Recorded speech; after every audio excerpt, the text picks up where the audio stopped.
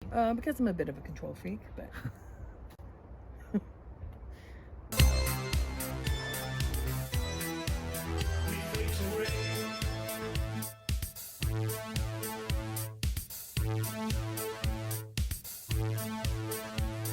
Welcome back to Go Retire. My name's Mike. I'm retired. I'm Elaine, and I'm also retired. We're both retired. And we're coming to you live from Lake Louise in Banff National Park. Whatever. So this was a part two. We kind of left things hanging there because we rambled, which we do. And we were talking, Elaine was talking about her retirement accounts, how she's made some changes. My investment portfolio. Your investment portfolio. Oh, there's like a whiskey jack right there. Bird looking for food. We both raise our arms at the same. Did you just do the same thing? I did the same thing. Oh, Lord. We're waiting for him to come over. We dress alike. We do the same things. We dress alike. We have the same moves. We got the same hair. I'll quickly summarize. So Elaine made some switches from being a managed account where she had a financial advisor who was looking after things for her, which of course there's a fee involved in that. And now she is self-managing, which there are still costs. The guy's over on our table now. Howdy ho, buddy. Hey, buddy. Come on over and have a seat. Oh, you wanted to have a beer. So there's still costs involved. There's always costs with everything. So we'll touch on a couple things here. So Elaine. Michael. Yes. We've been away from the computers and your accounts for a week. You're self-managing. How do you know everything's going okay? Well, my investment strategy now is simple is best. So I am not constantly day trading and buying this and buying that, sell high, buy low, blah, blah, blah. Not doing that. So what are you doing? I'm invested in indexed ETFs, which stands for, what's it stand for again? Exchange Traded Fund. Exchange Traded Funds. So you explain that, because that's your thing. So you can Google it. Think of it like a mutual fund that's not actively managed. So then the costs, nobody's managing it, so the costs are very low. Elaine has 4 different ETFs, so her money's split between 4 different ones, not equally, not 25% each, but most of it is in an S&P 500 ETF, which holds the 500 biggest companies traded in the United States.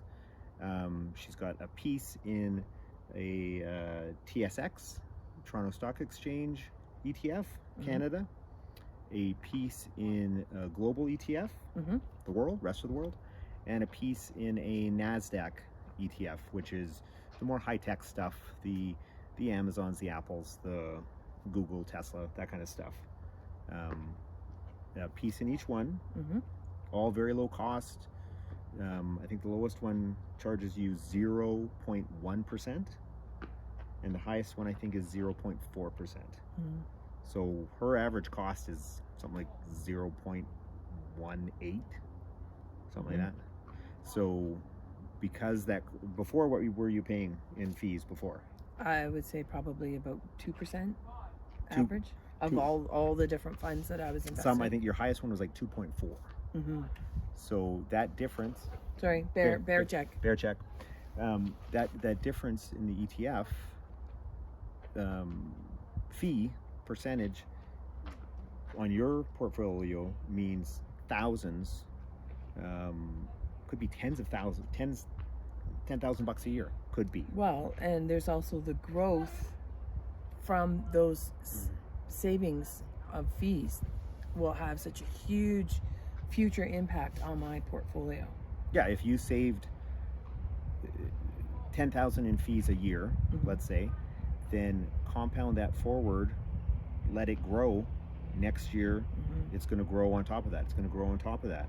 So you decide, we decide whether to withdraw that and spend it, enjoy it, or let it grow. Yeah. Right? You know, I guess we pulled out a little bit to come on this trip. A little bit, yeah.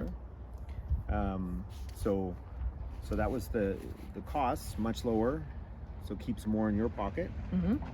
And the last episode you mentioned, well, you've got expert in me. You're married to an expert. But do you ask, in the last week, did you ask me to check on your monies? No. Did you check on your monies? Oh, prior to being on vacation, I check them regularly. But since being on vacation, no, and I'm not worried about them. Why aren't you worried? Because I know they're invested in solid accounts, solid investments, I guess is what I should say. And I don't have to worry about them. Like, I choose to check my investments on a regular basis, but I don't need to. You could go to Italy for a month and be out of Wi-Fi. I'm sure they have Wi-Fi in Italy, but I'm sure you could just be out of Wi-Fi or it could just be a choice of, I don't need to monitor this anymore. It's doing its thing, and I could change my monitoring, instead of being daily or weekly, to being quarterly or semi-annually, maybe even annually. They're doing the right things. So you kind of you monitor as frequently as you do now, just out of habit, really. Because I'm a bit of a control freak, but I guess we heard it there first. Control freak. I think we leave it there. So I just picked my nose on camera too. I mean, I'm sorry if I did, but so maybe we'll edit that. Maybe we won't. We'll see. Maybe we'll zoom in. So I guess to sum it up, lower fees means lower costs, means more money in your pocket. And simplicity means you don't have to worry about it. Yeah.